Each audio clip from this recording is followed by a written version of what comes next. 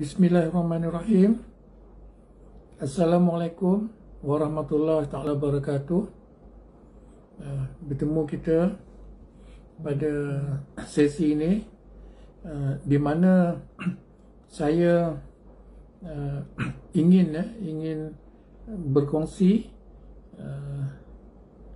preview ataupun pengenalan tentang sistem Smart NR yang saya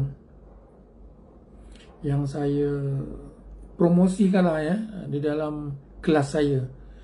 Selama hari ini saya pun dah lupa lah berapa ramai sebenarnya yang alumni yang dah pun join kelas saya ni dan orang kata apa, dapat manfaat daripada apa yang mereka pelajari daripada kelas saham online coaching anjuran Akademi Nazari Rosli Jadi saya akan mulakan bercerita tentang pengenalan sistem Smart NR ni. Jadi pertamanya yang saya nak kongsikan adalah jadi apakah itu sistem Smart NR tu sendiri apa nama tu, di mana apa yang saya boleh kongsikan sekarang adalah sistem Smart NR tu adalah satu jenama, hanya sebagai jenama yang saya buatlah kiranya dan sebenarnya di sebalik jenama sistem Smart NR tu adalah simple moving average rahsia teknik Nazari Rosli. Jadi bukanlah Smart NR tu jenama kosongnya, mana ada nama di sebaliknya itu. Saya ulang, sistem Smart NR ni adalah simple moving average rahsia teknik Nazari Rosli. Okey, itu adalah jenama yang saya buatlah untuk sistem ni. Yang keduanya, apa yang saya nak kongsikan adalah sistem ni dia boleh membantu kita di dalam dua kaedah sebenarnya. Apabila melabur di Bursa Malaysia ni, memang keselaluannya kebanyakan orang akan menggunakan dua approach, dua kaedah, iaitu yang dipanggil sebagai analisa fundamental ataupun FA, fundamental analysis, dan juga analisa teknikal. Analisa teknikal ni adalah technical analysis, TA. Itu jenama pendek dia lah, nama pendek dia. Jadi apakah itu FA, fundamental analysis? Jadi selalunya pelabur-pelabur akan menggunakan kaedah FA ni untuk memilih saham yang berpotensi, syarikat mana, kaunter mana yang berpotensi untuk dibeli. Maksudnya sudah semestinya lah kaunter tu yang akan naik, harga saham dia akan naik. Dan kalau dipendekkan cakap tu, sudah semestinya lah, saya boleh guna ayat sudah semestinya lah saham-saham yang akan naik harganya adalah saham-saham syarikat yang buat untung, yang buat duit. Kan? Itu adalah sudah semestinya asasnya.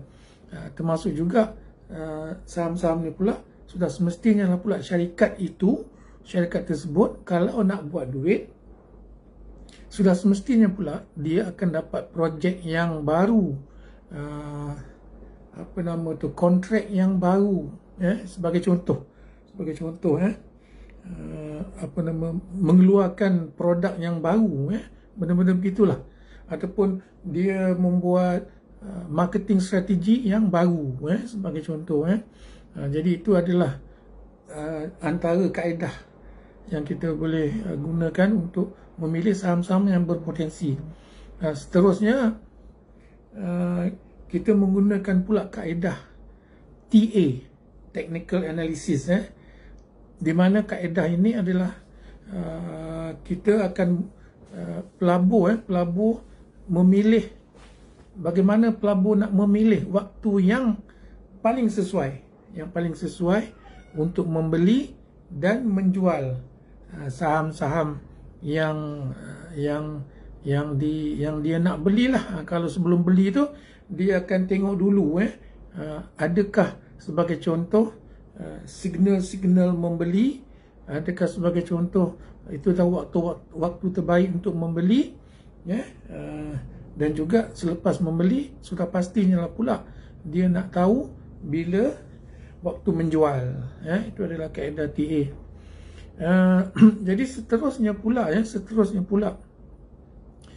saya selalunya saya akan selitkan di dalam sebelum kita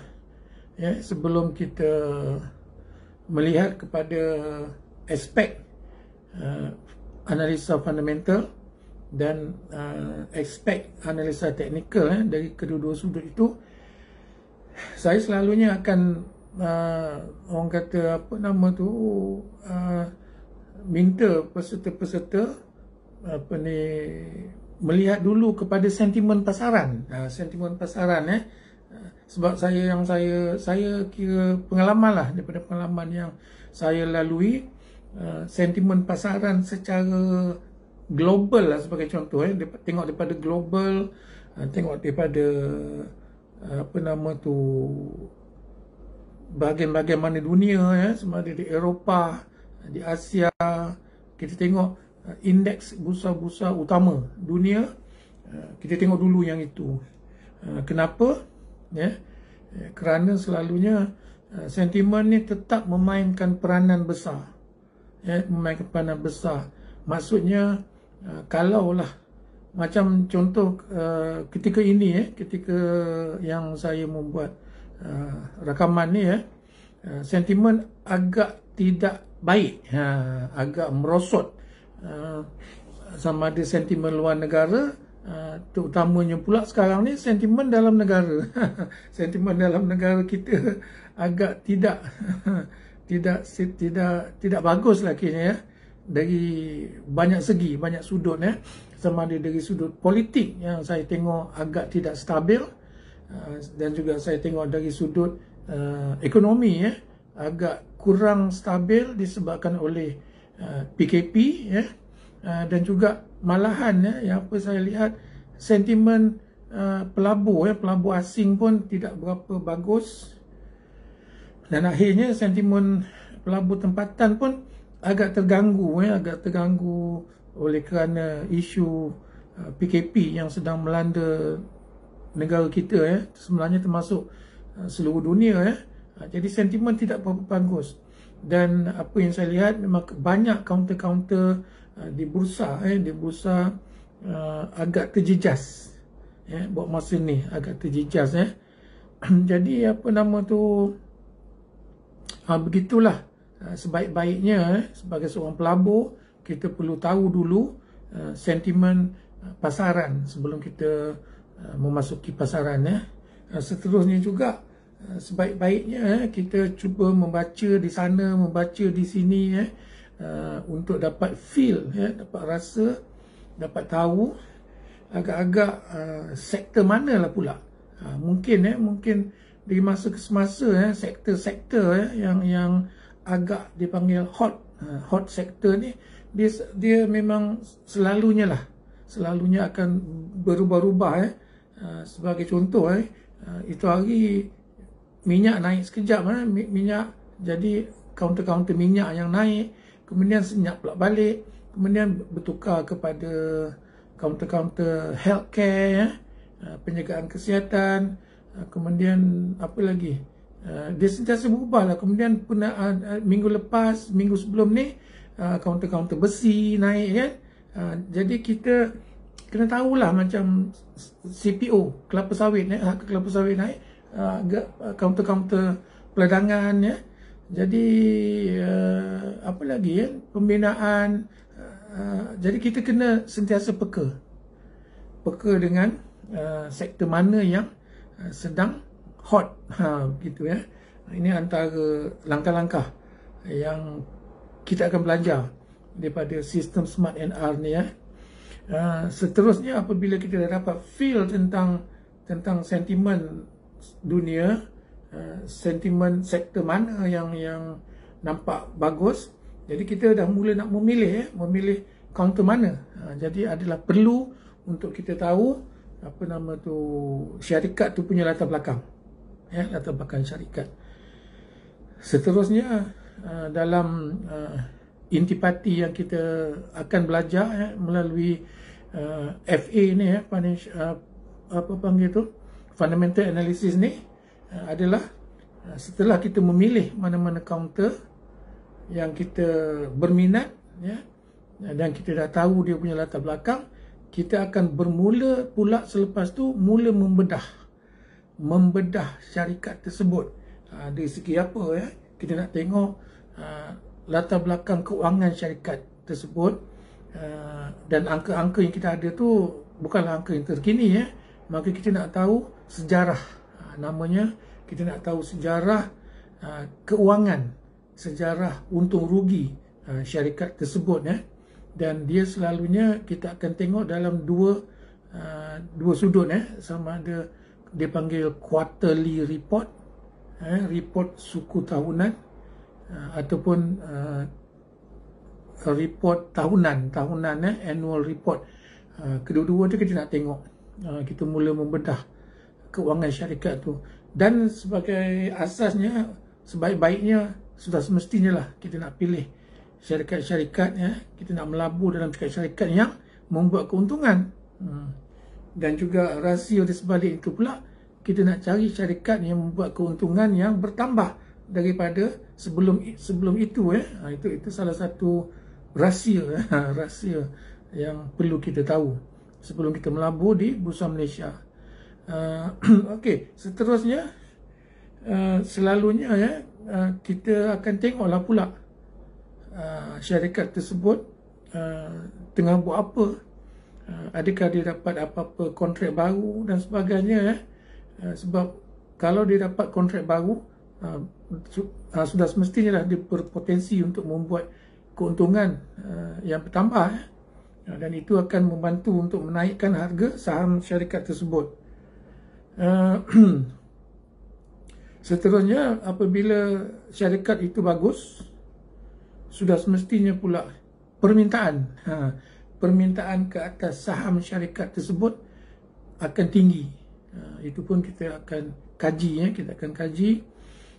dan juga kita akan tengoklah juga sebagai contoh berapa terbitan saham syarikat tersebut. Itu adalah antara kajian-kajian FA kita.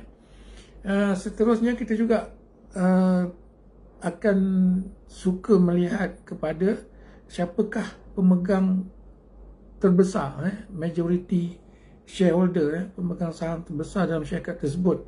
Ia juga akan membantu sebelum kita membuat keputusan membeli sesuatu syarikat itu dan seterusnya akhirnya kita nak tahu jugalah syarikat ni dalam sektor tersebut, dalam satu sektor tu adakah saham syarikat ni dia dah naik kuat, adakah dia dah naik lebih awal berbanding dengan saham syarikat yang berada di dalam sektor yang sama. Semua ni kita akan kaji, kita akan bedah di dalam kelas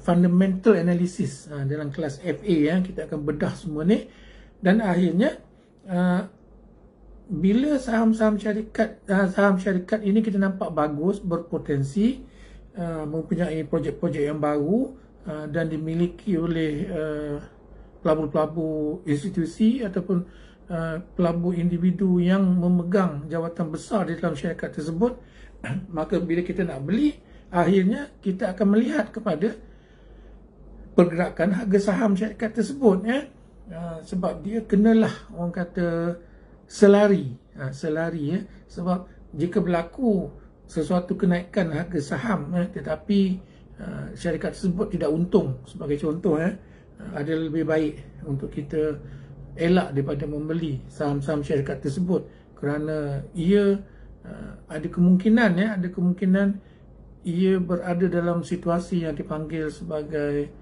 spekulasi maknanya syarikat rugi tapi harga saham dia naik. Jadi kita kena jaga bab itu Jadi yang sebaik-baiknya kombinasinya adalah kita akan memilih membeli saham-saham syarikat yang betul-betul yang benar-benar membuat keuntungan dan seterusnya. Harga saham syarikat tersebut juga sudah sepatutnya naik sepatutnya naik sebab ini pula ada isu yang kita akan terus belajar di dalam intipati analisa teknikal di mana kalaulah pula syarikat tersebut kita nampak dia membuat keuntungan tapi angka-angka yang kita tengok tersebut, angka-angka keuntungan syarikat tersebut sebenarnya dipanggil dah historical maknanya benda dah lepas. Saya suka menggunakan istilah angka-angka tu dah basi dah basi Jadi apa pula yang boleh kita lakukan, apa pula yang perlu kita lihat di situlah akhirnya bila kita masuk kepada analisa teknikal bila analisa teknikal tu bila kita melihat kepada harga terkini bila melihat kepada harga terkini yang sedang diniagakan di bursa, di sebalik harga yang terkini itulah sebenarnya rahsia. Saya suka guna istilah rahsia di sebalik rahsia maksudnya apa saja rahsia di dalam syarikat tersebut yang mungkin kita tak tahu berkemungkinan besar kita tak tahu sebab kita sebagai pelabur luar pelabur runcit, kita bukan orang dalam tapi harga saham syarikat tersebut akan bergerak selalunya mengikut apa perkembangan terkini yang berlaku dalam syarikat tersebut jadi kita akan tengok pula dari segi analisa teknikal Jadi bila pergi kepada intipati analisa teknikal ini, kita akan belajar, sama-sama belajar, orang kata melihat kepada chart. Jadi saya selalu menggunakan istilah trade what you see on the chart. Trade what you see on the chart. Jadi apa pulakah yang sebenarnya yang boleh kita bongkarkan, yang boleh kita bongkarkan di chart tersebut, di graf tersebut. Lagi sebagai contoh tadi, apabila saya kata penghujung analisa FA tu dah mula masuk TA, jadi yang paling penting kita mesti tentukan harga saham tersebut berada dalam arus perdana kenaikan. Jadi kita akan belajarlah apa maksudnya di arus perdana kenaikan. Di situlah nanti kita akan belajar tentang penggunaan simple moving average, yang mana yang terbaik, yang panggil yang terbaik. Jadi selepas jadi bila tengok chart tu, kita bermula kita make sure, kita tentukan saham tersebut berada di dalam fasa uptrend, uptrend. Kemudian bila kita gunakan technical analysis ni untuk timing, saya tak tahulah nak kata, tapi saya terpaksa berkata. Saya tak tahu nak kata macam mana, tapi saya terpaksa berkata bahawa sistem Smart NR ni sangat-sangat membantu, sangat-sangat membantu. Nanti kalau kita belajar, kita mula melihat kepada saya menggunakan dia panggil Japanese candle ni, yang berbentuk apa yang dipanggil sebagai Heiken Ashi. Itu adalah pemudah kepada saya, istilahnya pemudah cara. Maksudnya kita tak perlu belajar lagi nama-nama seperti Morobuzu, Hammer, Hanging Man, ya, Three Soldier in a Row, macam-macam lah ya. Yang bab tu dia terus tak perlu belajar pun. Semudah-mudahnya saya anggap ya, ni saya selalu, saya dah mula nak cerita lah pasal analogi ni ya. Saya anggap menggunakan TA ni sebagai kita, orang kata apa yang baru ni, saya gunakan analogi keluarga. Keluarga ya. Pertama, kita yang membawa kereta tu, yang bawa kereta tu, saya anggap kita menengok kepada lampu isyarat merah atau hijau. Kalau lampu isyarat hijau, kita jalan, kita beli. Bila lampu isyarat bertukar merah, kita jual. Itu petanda pertama ya. Tapi mungkin ada berlaku, mungkin tak cukup tak cukup dengan melihat hanya satu petanda tersebut ya. Maka kita akan tambahkan lagi benda-benda lain ya. Jadi yang saya selalu masukkan adalah kita juga kena tengok lah ya, macam support resistance ya, support resistance. Kemudian kita melihat kepada orang kata apa nama tu, yang panggil Dragon Ball ni ya. Dragon Ball ni kadang-kadang lampu merah tu dah bertukar hijau kan. Tapi Dragon Ball ya, parabolic star tu belum bertukar arah pula kan. Jadi tak boleh. Jadi tak boleh gunakan satu SOP saja ya. Kita kena guna beberapa SOP. Jadi itu adalah penggunaan Dragon Ball ya. Tu kira mak dia lah. Bapak kata apa, tanya mak pula kata apa kan. Kemudian tak cukup dengan itu, kita juga menggunakan melihat kepada adakah harga saham tersebut telah berada dalam zon yang dipanggil sebagai terlebih belian. Kerana kalau contoh ia berada dalam zon terlebih belian, kita perlu berwaspada ya. Kalau dah beli, dalam pemikiran kita dah mesti berfikir untuk menjual ya. Kita menggunakan indikator yang dipanggil sebagai RSI, dan juga ya, itu abang dia ya, adik dia, kita gunakan pula stokastik ya. Kita gunakan seiring, dan kedua-dua tu ada fungsi masing-masing ya. Saya istilahkan abang adik lah ya. Kemudian akhirnya kita nak tengok juga ya, dari segi yang dipanggil MACD. MACD itu pula kan, itu saya panggil the last call, the last signal ya. Adakah dia memberi signal membeli atau menjual. Dan dalam MACD itu pula ada apa yang dipanggil sebagai histogram ya. Jadi dan kalau untuk jangka pendek untuk dapat signal beli dan jual jangka pendek, apa nama tu, kita gunakan pula ya, simple moving average yang lebih kecil ya. Jadi kesemua ini sebenarnya ya, itulah saya dah cakap tadi kan, saya tak berani, saya tak nak overclaim ya, tapi saya rasa saya terpaksa claim. Saya terpaksa claim apa nama tu, yang sistem ni kepada saya sangat baik lah. Saya tak naklah kata sistem ni yang terbaik ya. Saya tak mampu untuk berkata begitu ya. Tapi apa yang saya boleh katakan, sistem ni sangat membantu. Ya, kalau boleh dizikirkan, sangat-sangat tu jadi 33 kali sangat membantu. Ya, tapi juga saya selalu tekankan ya, kepada semua, sistem ni juga kita panggil sebagai trend following method.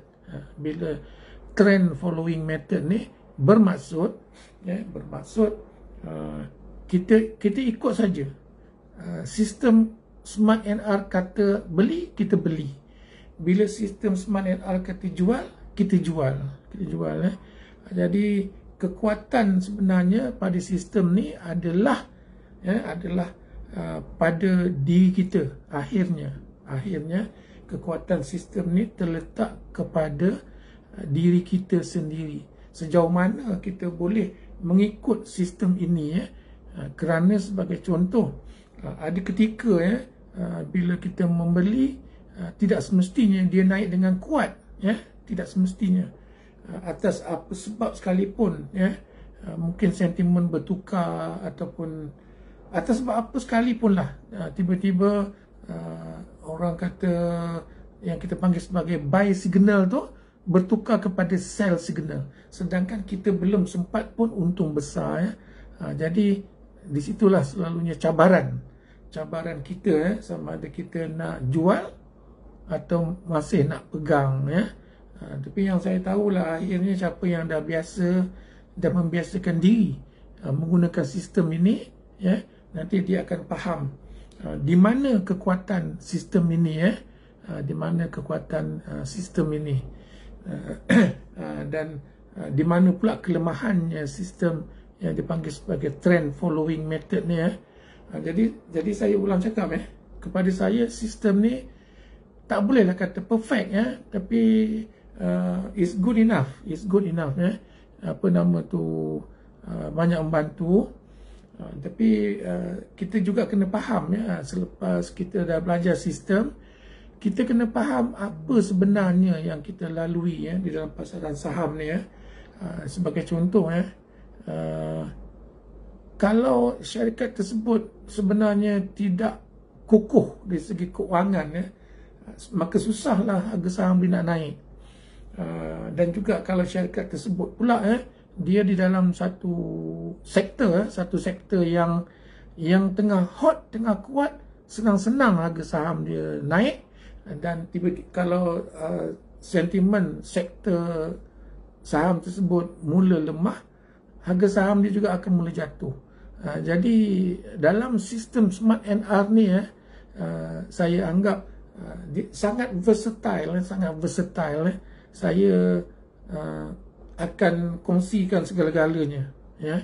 Jadi kalau siapa yang belajar ni, you akan faham konsep melihat kepada bagaimana nak melabur dia panggil top down approach ya, dan akhirnya orang kata melabur ni pun sebenarnya adalah rezeki masing-masing lah ya, rezeki masing-masing. Kita kena anggap melabur ni sebagai satu usaha kita ya, untuk mencari rezeki, dan rezeki masing-masing tak sama ya, tapi ilmu kita boleh sama-sama belajar, dan juga counter yang kita beli itu pun ya, kadang-kadang counter itulah yang boleh memberi ruang dan peluang untuk kita membuat keuntungan ya, mencari rezeki melalui melabur di bursa Malaysia ya. Apa nama tu, jadi saya orang kata welcome saya welcome semua ya, semua yang masuk kelas saya untuk belajar sistem Smart NR ni sebaik yang boleh ya, sebaik yang mungkin, sehingga faham betul-betul ya, memahami dan menjiwai sistem ini, apa nama tu, dan akhirnya apa nak kata lagi ni ya. Dan yang penting yang satu penting, apabila kita dah belajar sistem ni, saya akan sharekan ya, yang dipanggil SOP. Ada SOP. Jadi hari pertama analisa fundamental tu ada 10 SOP yang kita kena ikut. 10 SOP. Dan hari kedua analisa technical pun ada 10 SOP yang kita perlu ikut, yang kita perlu kaji ya. Dan dalam 10 SOP ni tidaklah pula semestinya kita dah semua 10 SOP tu kata beli baru beli ya, tidak semestinya. Tapi sudah semestinya lah kita mengambil kaedah majority ya. Majority dalam SOP tu kalau kata beli, kita beli, dan kalau majority dalam SOP tu kata jual, kita jual ya. Apa nama tu, sekarang ni pun zaman SOP ya, zaman SOP. Jadi kita kena ikut SOP. Kalau tak ikut SOP nanti memang buruk padahnya, bahaya menanti kita ya. Jadi sentiasalah mengikut SOP. Dan akhir ini dah saya nak dah nak habiskan untuk malam ni sebab saya memang nak cerita pasal pengenalan apa nama tu.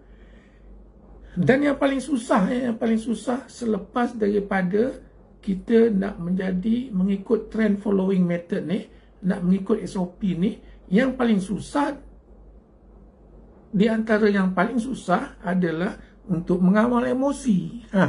Mengawal emosi itulah benda yang paling susah di dalam melabur di Bursa Malaysia ni.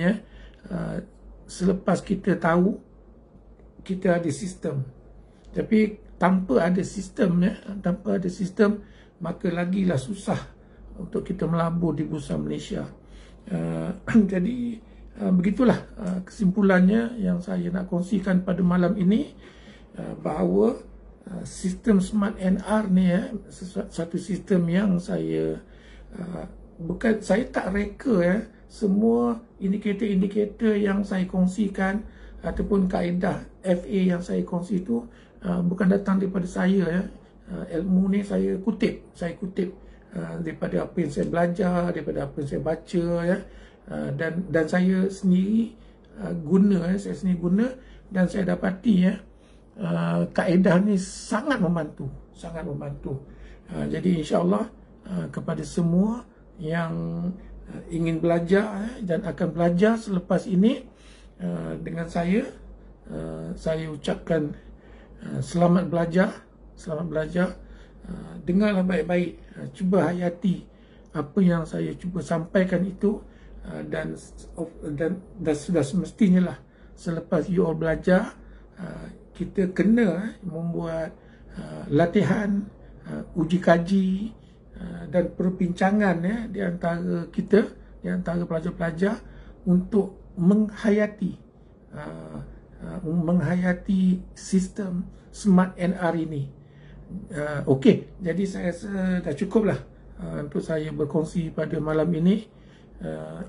Saya ucapkan terima kasih kepada semua yang sudi join kelas saya. Siapa yang dah pernah join sebelum ni, terima kasih. Dan siapa yang akan join kelas saya selepas ini, saya ucapkan juga terima kasih dan selamat belajar. Assalamualaikum warahmatullahi taala wabarakatuh. Sehingga kita berjumpa lagi.